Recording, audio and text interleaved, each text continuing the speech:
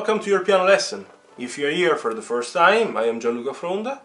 If you want to discover interesting facts about me, you can watch an introduction video of the channel. I'm leaving the link in the description below. If you like the content of my channel, don't forget to subscribe. I'm aiming to publish 2 weekly tutorials. Now let's dive into the lesson. Today is finally time to complete the project about the major arpeggios. I'm going to show you and explain how to play the B flat major. It's the very last arpeggio left.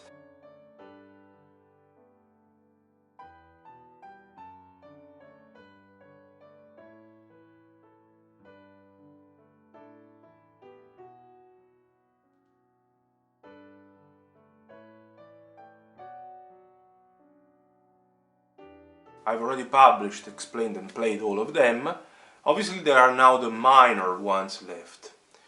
But what I will be doing from now on is something slightly different. I won't be publishing every single week a video regarding one single minor arpeggio, but I will explain which one is a simple technique to transform a major in minor. We won't always refer to the notes of the minor scale to find the notes needed for the arpeggios, but we will simply transform the major arpeggio in a minor arpeggio with a simple move. And I will also finally group all the major arpeggios and then obviously also the minor ones according to the color of the keys, so generating kind of typologies of arpeggios, and this is something that will make everything easy. Now, talking about the B flat major arpeggio, let's dive into the lesson and let's see how to play it and also which fingers we need to use. Obviously, following the explanation given in the previous lessons, we have to also clarify that B flat major is the arpeggio of the key signature featuring 2 flats. So B flat and E flat. I said that is the last one because I already explained and played the F major, that is the one with 1 flat. So at the beginning, if you remember, I went on the circle of fifths, starting from a C, for example, that there's nothing. I moved to the G, D, then I did A with 3 sharps, so G1 sharp, D2 sharps, A3 sharps, E4 sharps. Let's move back, then so E4 sharps, B5 sharps, F sharp, 6 sharps, C sharp, 7 sharps, that is at the end then the one that I also called D flat major. After the D flat, if I move on 1/5 up, I get now the one that is called A flat major with 4 flats, because D flat major equals A sharp major. D flat major had 5 flats. This one 4 flats. Then I found the E flat major with 3 flats that I explained the last time, and now we have the B flat. The B flat, E flat, A flat, that is the one with 2 flats. I like to start always from the scale anyways, and this is the B flat major scale. We need, as usual, the first, the third and the fifth. So I keep the first, I skip the second note, take the third, skip the fourth, take the fifth. And these are the 3 notes that we need. Let's start as usual from 1 octave and let's clarify which ones are the fingers needed. So, the official finger for the B flat will be the 4th, but to make it easy, as you will see in every single book, we like to start from the 2nd. That is a temporary finger. Then we use thumb for the D, 2 for the F, and 4, as I said, the official finger for the B flat. So B flat major arpeggio, 1 octave right hand. We do the same with the left, and now with the left we start from the official finger. That is, in this case, the 4th as well. But when we go up, if we play just 1 octave, instead of going with the 4th, to make it easy, we usually end up with the 2nd.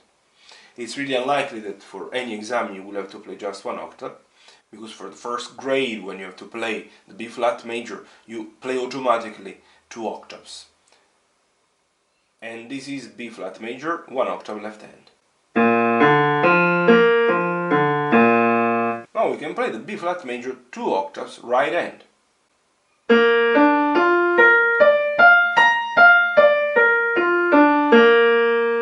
Let's move to the B flat major 2 octaves left hand.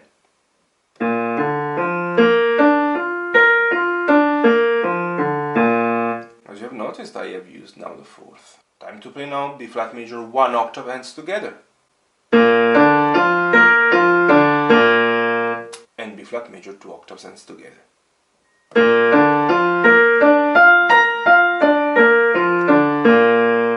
As usual, I like to explain also which ones are the best technical exercises that I like to suggest everybody.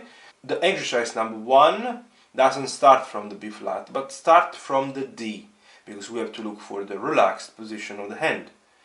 I am going to prepare the thumb passage. Indeed, this is the exercise number 1.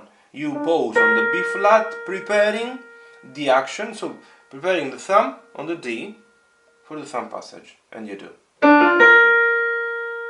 Exercise number 2 will be the one of playing exactly the D and playing with the thumb, preparing anyways the hand in position, getting the hand in position for the next move.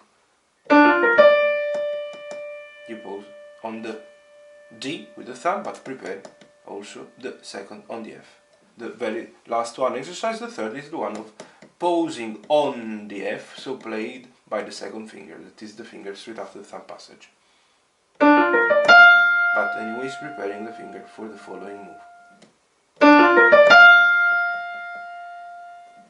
We can now talk about the left. In this case, the first exercise of the left, obviously we'll start from the B flat, and we have to prepare the crossing over the thumb. This is exercise number 1 indeed. You pause on the F, played by the thumb, but get ready for the crossing over the thumb. Fourth in position for the next B flat. Exercise number 2 will be the one of pausing exactly on the B flat, playing it with the fourth finger, but preparing the finger, the following finger, on the D, the second. And the very last one will be the one of playing the D at the end. Indeed, in this way we empower the crossing over the thumb, preparing the thumb on the F.